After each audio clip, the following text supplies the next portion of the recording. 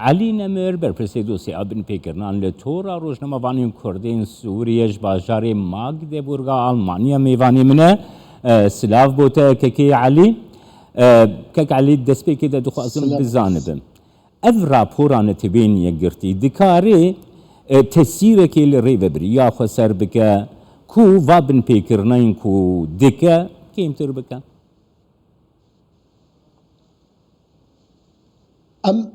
سلام وريزج ترى وتمشواني كردستان 24 حميرة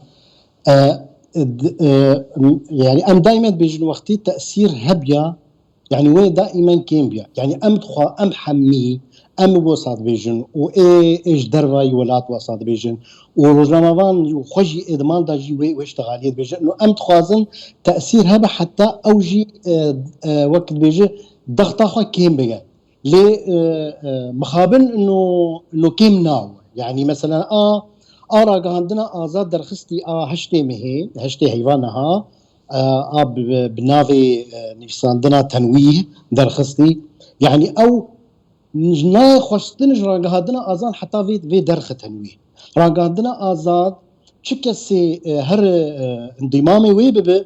او حرة شو شروطات انا بر بس نج حقي وانا نج حقي راجع عندنا ازاده بيجي انه تشكسي روزنامه‌وان رابور كي بنفيسه يا مقالة صحفي بنفيسه يا اي تشت او بك دفينا في خدانه يا دفي ام ناس بك كين اف تجارة نهاتي دانين اف حزارة روزنامه‌وان نبس ال المنطقي نبس الريبريا خسر نبس الكردستاني نبس الأوروبا حزاري روزنامه‌وان هنا نبنا في خد نفيسن يعني بحزاري رؤساء التحرير هنا بوقت بيجن زاوية هر شمي هي بنافي خدانان نافي ديت نفيسن جبر وكيل ناي او نجوي خستن او بنویساندنه وقتی هنک هرن جم بيجن امي طلبه انتصابه خبدنته او كي هنجيتي بيجيت شروطي خدان بر كي علي هروها دخوازم بپرسم نها راپورين وسا كو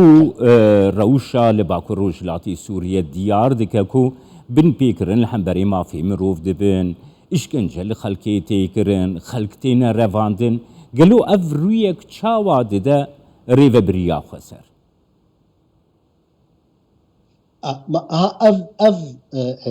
اف يا ام حميد خوازن جو خزقا وسط شيء يعني ام حمي وقتي ام جوارات بيجن جهوالي ما ادمان دا اي روزنامه‌وان به و اي ريفا بريا خجيبه ام بيجن كا ورا بلر مثلا چه فايده هي وقتي كس نميند مال دا يعني نها مثلا ايرو 20 ددوي مهانا هاي وقت بيجم فبو صالك وسيمه كردستان 24 مكتبه والرجعه هاتي قرتن طيب كات شف فايده ابصالك وسيمه بلا بيجمر بيجي انه كات شف فايده هي فايده ما جديتي انه مكتبه علم مكتبه كردستان 24 يا هردم جوادها يعني جوا ممنون بون يعني لانه او تشتي الخارجي وقوتي درفاي نيفيسكا درفاي ديمقراطياتا نيفيساندني حرياتا نيفيساندني درنكتني جبروي كامي بيجي افتشت حمي كسنار وقتي ولو حتى روزنامه‌وان وخناوين بس مخابر روزنامه‌وان وخجاري باش داتشن يعني وقتها از بيجي مثلا وقتها من نيفيساندي سر نيفيسكارا ويا حشتي مهي روزنامه‌وان قو دفاع خن نكر دفاع ملط بك يعني امين ها بيجن انه حتى بكر دفاع ملط بك جركت تخرب وتنطر النكبه وتبكر دفاع خبك حتى تدفاع ملطي خبك بتشتي تقو تنحمى روزنامه‌وان تي خوستن يعني دفير روزنامه‌وان بدا خياكرن انه جبرتش وصل جبرتش كس ايدي نامي نمالدي جبرتش هنجيد بتا الروش نخوش بتا چونگو عالم چونگو ولاتي مروف ايدي نكارنا يعني ايدي باريا حياتي جي نماي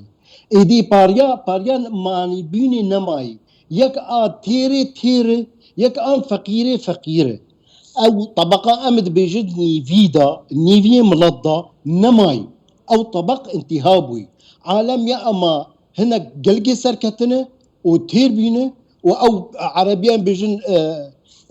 بين قوسين تجاري ازمينه تجاري حربينه بس وايدي ترحم يا عالم فقير عالم فقير وقت النكار باريا خبي بين ويدركب نامين ما ويبمين شكل ارض ناي شاندن كي علي هر وها غير ام ديسه سر رابورا نتوين يقرتي با خفن اف بن بيكرنين كو ارتيشا بناف آزادی کو ترکیه و گری دایی ل باکر روشلاتی سوریت که بتایبتی در حق کرد دادکه راپورین وسا دکارن تسیری ل ترکیه بکن کو ترکیه کو وکی هیزا داگیر کر ل باکر روشلاتی سوریه که نهیل آنجی حتی آستکی گلک لاواز کیم بکی بابن پیکرنا قارن كاك جما قارن وقتا ام حمي بنفيسن قارن وقارن تأثير التركي جيبك وتركي تزانجي جو وقتي ام حميد نفيسن وام دنجي متجي جدرفا ولاتي مظن او يا تأثير اخوات جينيجي يعني اف داوي غوتن